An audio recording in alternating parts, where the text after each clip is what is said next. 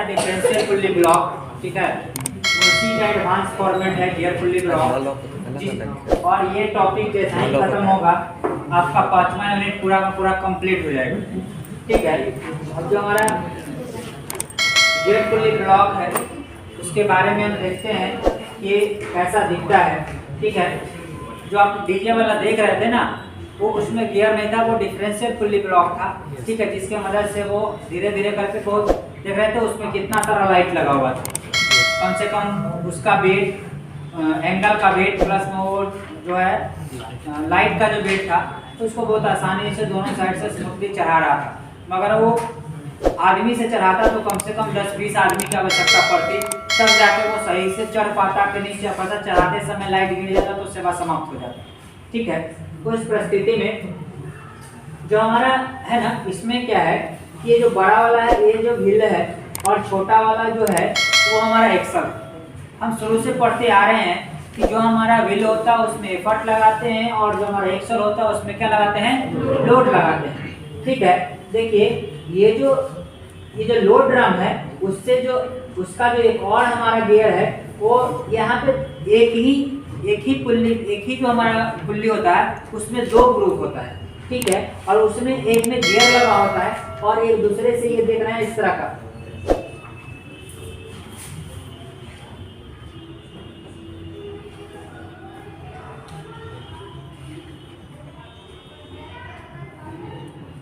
इस तरह का आप यहाँ पे देख रहे हैं, ये रिप्रेजेंट करता है कि गियर जो है वो मेश कर रहा है एक दूसरे के साथ, ठीक है, इस तरह से।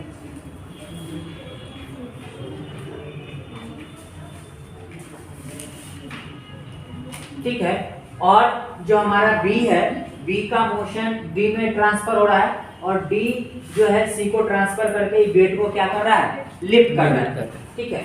ये इसका प्रोसेस करा है कि it is an improve form of differential pulley block in which the velocity ratio is intensified with the help of gear, ठीक है।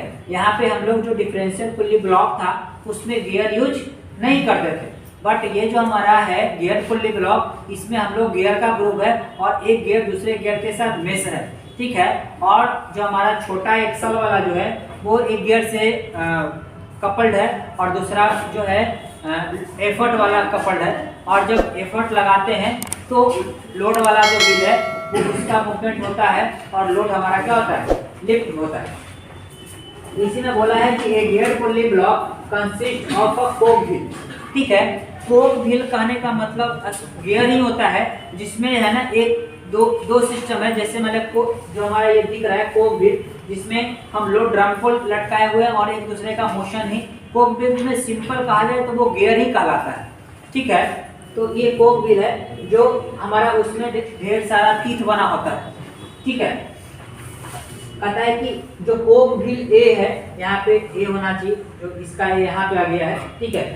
Around which is passed an endless chain a smaller gear wheel be known as pinion. बताए थे कि जो हमारा wheel होता है वो बड़ा होता है और पिनियन हमारा क्या होता है, छोटा होता है, और पिनियन को हम लोग छोटू भी बोले थे। अब कह रहा है कि जो पिनियन जो है ना वो is kid with the same shaft. अभी बताए थे कि हमारा पिनियन और जो लोड का जो एक्सल है वो सेम शाफ्ट पे होगा, और व्हील जो एक्सल है वो अलग होगा, ठीक है। The wheel axle B is geared with the another bigger wheel C called spur wheel. देखिए यहाँ पे सी और डी है, और यहाँ पे ए और बी है। अब क्या है कि बी जो है ट्रांसफर डी को करता है, और डी मोशन सी को ट्रांसफर करता है, और सी के ट्रांसफर होने से ये वेट क्या होता है, ऊपर जाता है। ये बी और सी एक दूसरे से क्या है, कपल्ड है, गियर्ड है, एक दूसरे से अटैच है। अगर बी मूवमेंट करेगा तो सी को करना पड़ेगा, ठीक है। डिपेंड करेगा कि इसको किस डायरेक्शन में मूव कर रहा है। देखिए ये जो हमारा ये डायरेक्शन में मूव कर रहा है कौन, ए वाला, तो इसके अपोजिट डायरेक्शन में कौन कर रहा है, बी, और बी के अपोजिट डायरेक्शन में कौन करेगा, डी, और डी के अपोजिट डायरेक्शन में क्या करेगा, सी, और ऐसे घूमेगा तभी वेट क्या होगा, ऊपर की ओर जाएगा, ठीक है। ये इसका है। तो आप इस तरह से भी ले सकते हैं कि जो सी और डी जो हमारा गियर है वो सॉरी पिनियन है, पिनियन में जो बड़ा व्हील है वो दोनों गियर्ड होते हैं सेम शाफ्ट पे, और व्हील बी और ए बी क्या होते हैं सेम शाफ्ट पे गियर्ड होते हैं। बी और सी एक दूसरे से गियर्ड है, बी का मोशन सी में ट्रांसफर होता है और सी का मोशन बी का मोशन डी में और डी का मोशन सी में ट्रांसफर होता है, और जिसके कारण हमारा लोड क्या होता है लिफ्ट होता है। ये सारा चीज इसी में लिखा है, a cogged wheel is keyed to the same shaft as that of the C, ठीक है ना। यहाँ पे सी और डी क्या है बोला, कीड है सेम शाफ्ट पे, और बी और ए सेम शाफ्ट क्या है किड है, मतलब उसको लगाया गया है। उसके बाद यहाँ पे क्या कि the load is attached to the chain, ठीक है चेन। अब क्या है थ्रेड, अब क्या है जब बहुत ज्यादा हैवी लोड अगर उठाना है तो जो हमारा रस्सी होता है वो प्लास्टिक का नहीं होगा। देखिए अभी जब आप खास करके मैकेनिकल इंजीनियरिंग में पढ़ना होता है रोप का डिजाइन, ठीक है, देखते होंगे कि जो क्रेन से जो हैवी वेट उठाया जाता है और उसको वायर से, ठीक है, वायर लगा दिया जाता है और उतना हैवी लोड उसको उठा लिया जाता है। एक मैकेनिकल इंजीनियर उस रोप का डिजाइन करता है कि उसके कितना कौन सा मटेरियल का होना चाहिए, कितना उसमें बेयरिंग लाना चाहिए, और वो मोड उसका डिजाइन करता है, बनाता है नया नया। नहीं तो पता चलेगा कि उतना बड़ा कंटेनर वो कैसे लिफ्ट कर पाएगा। अगर हम नारियल का रस्सी से उठाना पाएंगे तो उठ पाएगा, आप खुद नहीं उठ पाएंगे, कंटेनर कहाँ से उठेगा। तो उसके लिए हम लोग क्या करते हैं, चेन का यूज करते हैं, ठीक है। The pass over the cogged D, the effort is applied to the windlass chain. हम लोग बताए थे कि बड़ा वाला व्हील होगा उस पे क्या है एफर्ट को लगाएंगे, विच passes over the wheel A. Windless, windless मतलब क्या है कि जो व्हील पे हम लोग विंडलेस जो हमारा चेन आएगा और वो उसका कुछ नहीं रहेगा, बस हम उस पे क्या लगाएंगे एफर्ट लगाएंगे, और वो एफर्ट कहाँ लगाएंगे व्हील ए पे लगाएंगे। उसके बाद इसमें जो इतना सारा जो दिया है ये चीज है कि number of cog on wheel A, number of Coke बोलो या नंबर ऑफ टीथ बोलो, बात क्या है बराबर है। तो number of cog on the wheel A known as effort. हमने बताया था कि अगर एफर्ट कहाँ लगेगा तो व्हील पे लगेगा, तो ये है number of teeth on the wheel B, और बी हमारा छोटा सा था, छोटू था, तो छोटू क्या है pinion. T3 number of teeth on the wheel C, C और डी सेम शाफ्ट पे कट था, तो सी हमारा T3 किसका लिए सी का, नोन एज स्पर व्हील। और T4 जो है number of cog wheel on wheel D, C और डी था ना, तो सी और डी पे T3 T4 और ए और बी पे T1 T2। उसके बाद वही सीन होता है, वेलोसिटी रेशियो निकालिए, मैकेनिकल एडवांटेज निकालिए और एफिशिएंसी निकालिए। इससे ज़्यादा तो कुछ निकालने का मौका ही नहीं मिला इस चैप्टर में। उसके बाद देखिए यही चीज को लिखा है कि we know that the distance moved by effort in one revolution. तो डिस्टेंस मूव्ड बाय एफर्ट जो है कितना रेवोल्यूशन होगा, तो जितना नंबर ऑफ टीथ पास करेगा ना उतना उसका रेवोल्यूशन होगा। तो मान लेते हैं कि T1 जो है वो कितना में एक रेवोल्यूशन, ठीक है, बट उसको कुछ डिस्टरबेंस है, उसमें एक और व्हील जो है वो एक दूसरे से कॉक्ड है, और वो कहता है कि number of revolution made by the spur C. अगर T1 कर रहा है किससे, एफर्ट व्हील से, ठीक है, तो जो हमारा ए जो सी करेगा पिनियन वाले पे जो कटा हुआ है वो करेगा T2 बाई T3। उसी तरह से number of revolution made by load wheel D से, तो T2 by T3। Distance moved by the load, कितना डिस्टेंस जो है मूव करेगा जिस पे हम लोग एक्सल लोड पे जब लगाए हैं, तो T2 by T3 into T4। Velocity ratio का फॉर्मूला क्या होता है, distance moved by effort divided by distance moved by load. तो डिस्टेंस मूव्ड बाय एफर्ट कितना है T1, ठीक है, इतना एक टीथ बढ़ेगा उसके अकॉर्डिंग ही बी बढ़ेगा, ठीक है। उसके बाद ये डिस्टेंस मूव्ड बाय लोड, क्योंकि देखो लोड जो है ना, लोड का लिफ्टिंग किस किस पे डिपेंड करेगा, एक तो बी पे, एक सी पे और एक डी पे, ठीक है। फाइनल जो उसका मूवमेंट होगा ना वो बी पे भी डिपेंड करेगा, सी पे भी डिपेंड करेगा। इसीलिए यहाँ पे तीनों गियर का जो है नंबर ऑफ टीथ कंसीडर किया गया, T2 by T3 into T4, ठीक है। इसको मल्टीप्लाई करेंगे तो आएगा T1/T2 और T3/T4। मैकेनिकल एडवांटेज जो हमारा होता है W/P और एफिशिएंसी जो होता है फॉर्मूला MA/PR। ठीक है, अब देखिए इसी से एक क्वेश्चन करेंगे। ठीक है, कह रहा है कि ए गेट पुल्ली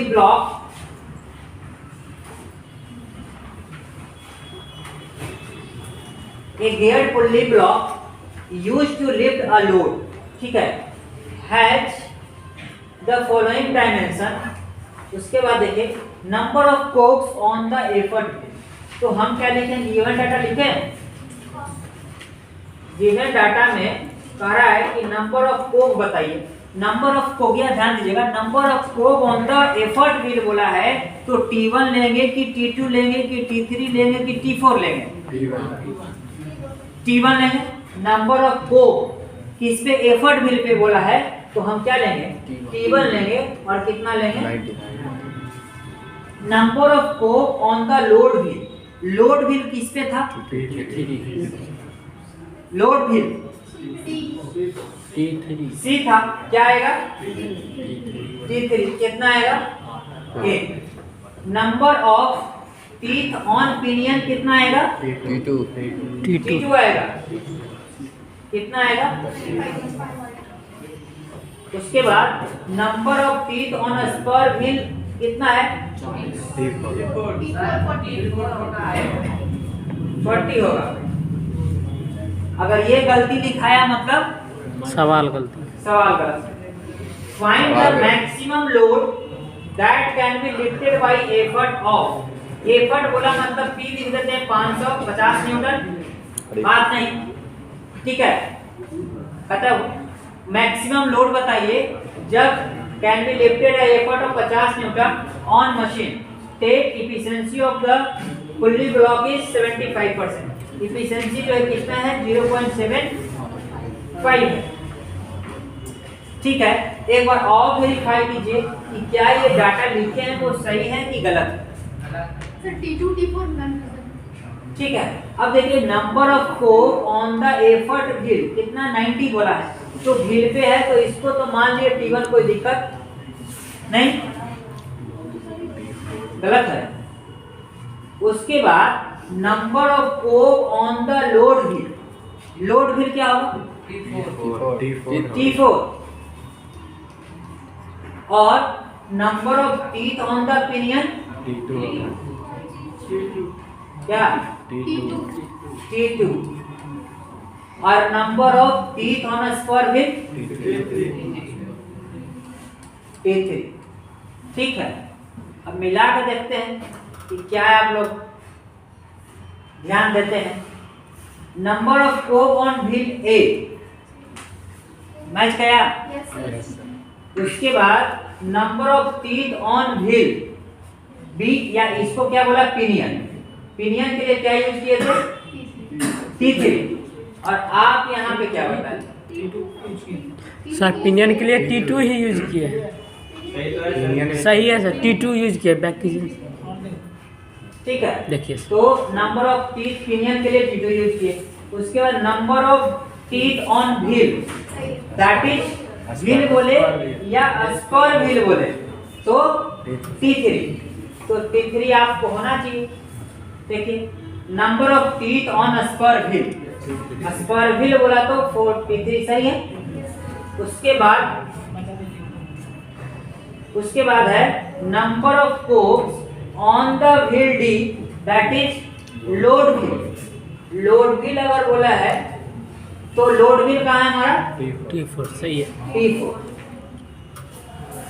इसमें चेंज आया आया कि नहीं आया, यानी ये गलत है। तो अब फिर से बताइए क्या आएगा T1 90 है। यहाँ पे बोला है कि एफर्ट व्हील, तो एफर्ट व्हील में तो कोई दिक्कत नहीं है, बड़ा व्हील है, नंबर ऑफ टीथ ज्यादा होगा। उसके बाद करा है कि number of cog on the load wheel, ठीक है 8।